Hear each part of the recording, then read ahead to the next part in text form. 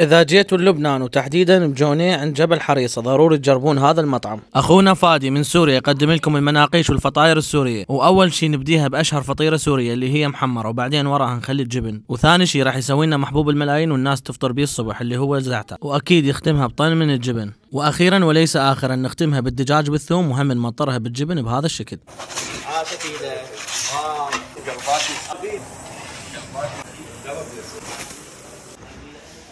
الدجاج بالثوم صح هي فطيرة راح يسويها مثل الساندويتش، خلى عليها ذرة وكبيس وشوية خس وصوص السيزر آخر شيء، وراح يقفلها بهذا الشكل. هاي المحمرة ايش قد سعرها فادي؟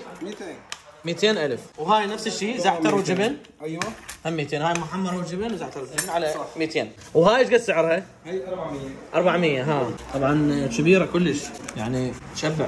فادي هو طبعا كل شيء يشتغل بالمطعم، هو يحضر هو ينزل. اليوم ضيوفك فادي من العراق ومن كوريا، وهسه راح نجرب الزعتر وجبن. كلش طيبة. راح نجرب الدجاج بالثوم. كلش طيبة. آخر شيء راح نجرب المحمرة. شوف الجبن شوية سبايسي. مناقيش فلامينغو صاير عنوانه بيروت جونيه معاملتين يم فادي، اللي يجون من طرف يدير بالك عليهم.